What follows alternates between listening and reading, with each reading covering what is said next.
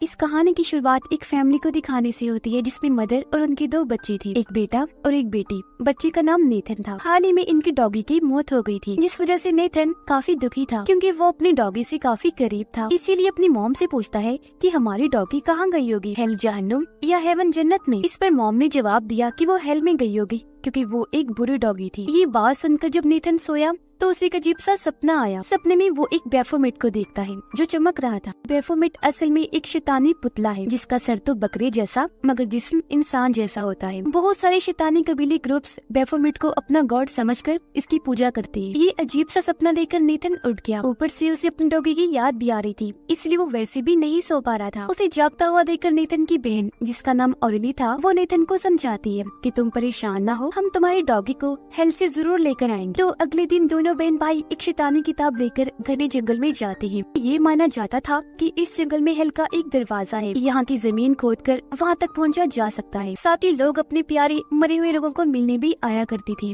यहाँ ऑरेली और नेथन लोगों की कई सारी चीजों को देखते हैं जो दरअसल उन लोगों की कुर्बानियाँ थी, यानी लोग अपने प्यारों को मिलने के लिए अपनी कीमती चीज कुर्बान कर दिया करती थी। इसलिए नेथन यहाँ अपनी डॉगी के गले का पट्टा कुर्बानी के तौर पर रख देता है। नेथन टॉयलेट करने साइड में गया जहाँ पेड़ के टहने पर लिखा हुआ था कि एक बार जो इस जंगल में आता है वो यहाँ से बचकर वापस नहीं जाता क्योंकि ये एक कर्स्ड जंगल है। ये देखकर नेथन को अजीब लगा, इसलिए वो भागकर वापस ऑरेली के पास आ गया और ये दोनों आगे बढ़ जाती है। उस जगह पर जाने लगी जहाँ इन्हें हेल के दरवाजे के लिए गड्ढा खोदना था और इस जगह का नाम एंट्रम होता है। ये जब उस जगह पर पहुँचे तो सारे रिलीजन मजहबों से जुड़ी चीजें और उनके गॉड्स बाहर निकाल लेते हैं, जैसे हिंदू, मुस्लिम, जियोस, यहूदी, बुद्धिज्म और क्रिश्चियन से जुड़ी चीजें। फिर रस्सी से एक स्टार बनाते हैं जिसे जादू करने के लिए आमतौर पर बनाया जाता है और ये सब चीजें स्टार के पांचों कोनों में रख देते हैं। फिर उनसे दुआ करने लगे ताकि गॉड इन्हें डीमंस शैतानों से बचा के रखे। जिसके बाद वो अपने काम पर लग गई, गड्ढा खोदना शुरू कर देते हैं। अब हेल तक पहुँचने के लिए इन्हें 5 लेवल्स तक जाना था, जिसके पहले लेवल का मतलब था बगैर किसी कानून के। थोड़ा सा गड्ढा खोदने के बाद नेथन वहाँ क्रॉस बनाकर कान लगाकर सुनने लगता है। ऑरेली उससे पूछती है कि तुम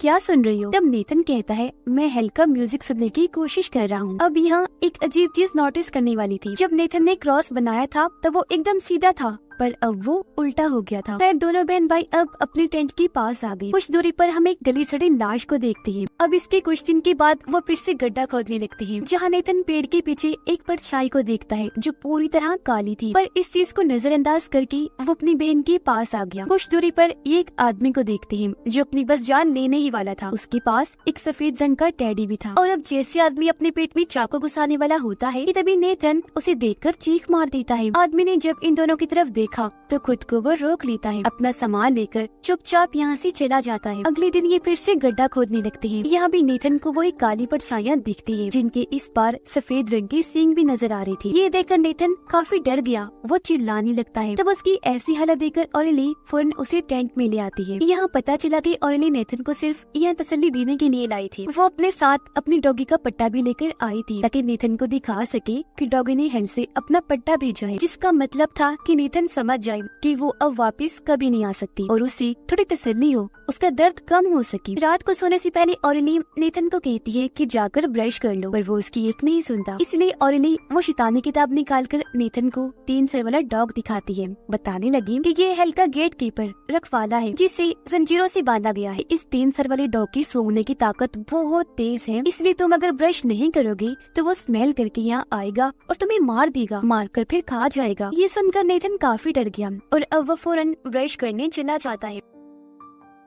वो जब नदी के पास था तो वहाँ एक कश्ती को देखता है जिसमें कश्ती चलाने वाला आदमी एक औरत को कहीं ले जा रहा था। औरत की हालत काफी अजीब थी। ये देखकर नेथन काफी डर गया और वो जल्दी से भागकर टेंट में आ गया, सो जाता है। जिस दौरान उसे फिर से एक सपना आया। उसने देखा कि भटकती हुई आग से एक काली परछाई बाहर आ रही है। वो काफी खतरनाक था। वो फिर किताब में उसी 3 सर वाले डॉग को देखता है। फौरन बाद उसने देखा कि 2 डीमंस उस गड्ढे से निकलकर बाहर आ गए हैं जिन्होंने इंसान की जिल्द पहन ली है और वो बिल्कुल इंसान बन गए हैं। नेथन को फिर बैफोमेट नजर आया जिसके नीचे आग जली हुई थी। इन सब के बाद वह ड्रोने से डीमन को देखता है जो काफी भयानक लग रहा था, अजीब तरह से अपना सर और मुंह हिला रहा था। अगले सुबह नेथन फिर से पेड़ की वही टहनी देखता है जिस पर लिखा था कि कोई भी इस जंगल से वापस नहीं जा सकता। इस बार उस पर खून भी लगा हुआ था। अब यहाँ हमें पता चला कि उन्होंने गड्ढा इतना खोद लिया है कि वो अब दूसरे लेवल पर आ गई थी, जिसका मतलब था बुराई। इस लेवल पर आकर नेथन दूसरी तरफ मुंह करके बैठ गया। ऑरेली को बताता है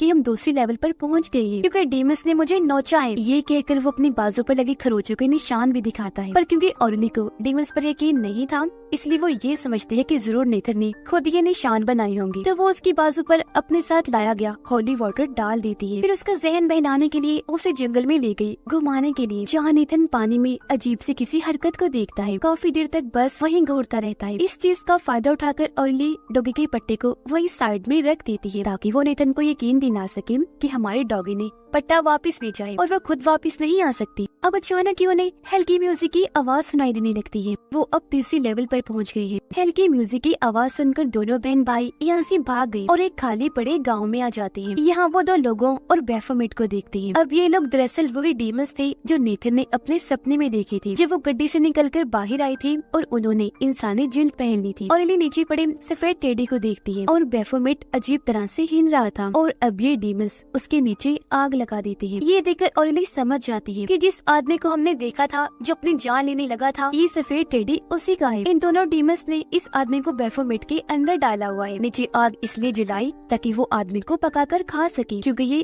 कैनिबल डीमंस थे, यानी आदमखोर डीमंस। ये देख अब ऑरेली भी घबरा गई। नेथन का हाथ पकड़ के यहाँ से भागने लगती है। ये अपने टेंट तक आ गई। जब इनकी नजर आसमान पर पड़ी तो वहाँ काली धुएं का दायरा बना हुआ था, जो देखकर दोनों काफी डर गयी। वो काले डीमंस भी इनका पीछा कर रही थी। नेथन और ऑरेली जल्दी से एक कश्ती में बैठे यहाँ से निकलने लगते हैं, पर तभी पानी में से एक चीज बाहर आकर नेथन को अंदर खींचने लगती है, मगर ऑरेली उसे पकड़ लेती है।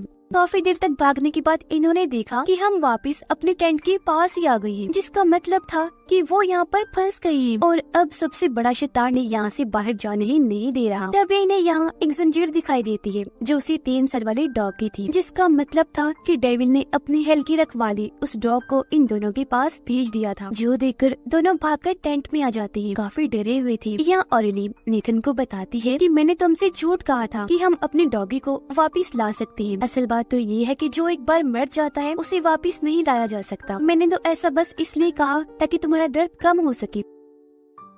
नेथन उसे कहता है कि मैं सबसे बड़े डीमन से मिला हूँ जो मुझे हमारे घर के पीछे ही देखा था। उसने तो मुझे तभी बता दिया था कि तुम्हारी बहन तुम्हारे साथ एक चाल चलेगी, तुम्हारे डॉगी का पट्टा इस्तेमाल करके। जो सुनकर ऑरेली काफी घबरा गई और तभी वो डीमन इन दोनों पर हमला कर देता है। ये दोनों भागकर एक पेड़ पर चढ़ गई। काफी देर तक उधर ही बैठी रही तो इनकी वहीं पर आग लग जाती है। साथ ही यहाँ हमें पता चला कि वो अब चौथे लेवल पर पहुँच गई है, जिसका मतलब था डर की ताकत। अब पास्ट माजी के एक सीन से हमें पता चला कि एक दिन उनकी डॉगी ने नेथन को काट लिया था, इसीलिए नेथन की मॉम ने उसे बुरा कहा था कि वो हेल में गई होगी। यही वजह है कि नेथन उसे ढूंढने के लिए यहाँ आया ताकि वो उसे हेल से वापस घर नहीं जा सके। अगली सुबह ऑरेली और नेथन देखती हैं कि वो दोनों आदमी हमारे टेंट के पास खड़े हुए हैं। अब इससे पहले आदमियों की नजर उन पर पड़ती, दोनों छुप छुपा कर यहाँ से भागने की कोशिश करने लगती है, मगर आदमी जिन्हें देख चुके थे फौरन ही शूट कर देते हैं। मगर जिस गोली से शूट किया गया था वो बेहोश करने वाली थी। दोनों आदमी उन्हें पिंजरे में ले जाकर बंद कर देते हैं। एक आदमी ऑरेली को परेशान करने लगा, जो देखकर नेथन को बहुत बुरा लगा, इसलिए वो आदमी पर चिल्लाने लगता है। आदमी को गुस्सा आ गया,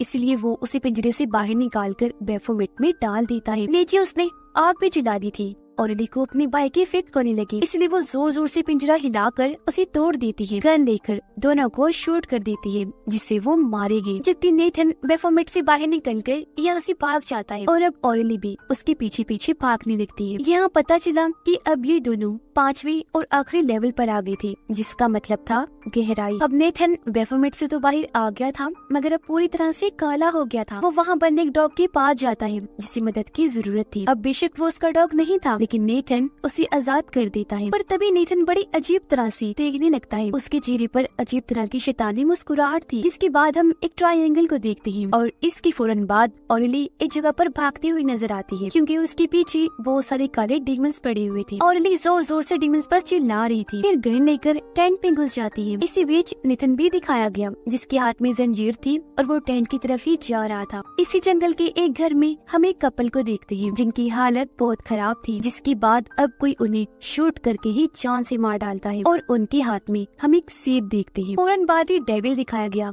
जो बहुत बदसूरत खौफनाक था। पेड़ पर लिखी गई वो बात सच थी कि जो भी इस जंगल में आएगा वो यहाँ से बचकर वापस नहीं जा सकता। अब नेथन तो डीमन बन गया था। जब भी वो काला होकर बाहर आया और उसके चेहरे पर अजीब तरह की शैतानी मुस्कुराहट थी, जबकि उसकी बहन ऑर्नी को तो डेविल अब खुद ही मार देगा। अब हेल तक जाने के 5 लेवल इसलिए बनाए गए थे कि तुम जितने गहराई में जाते रहोगे मौत उतनी ही तुम्हारे पास आती रहेगी। ट्रायंगल का मतलब इस फिल्म में ये था कि डेविल ने उन्हें अब इस तरह ट्रायंगल में फंसा लिया था कि वो यहाँ से बचकर नहीं निकल सकते। जैसे दोनों बहन भाई ने हालांकि भागने की कोशिश की थी, पर वो इस तरह ट्रायंगल में फंस गई थी कि आखिर मारे ही गई, क्योंकि ट्रायंगल की हर कोने पर मौत ही थी जो खुद वो डेविल था। और इस फिल्म की कहानी भी यहीं पर खत्म हो जाती है।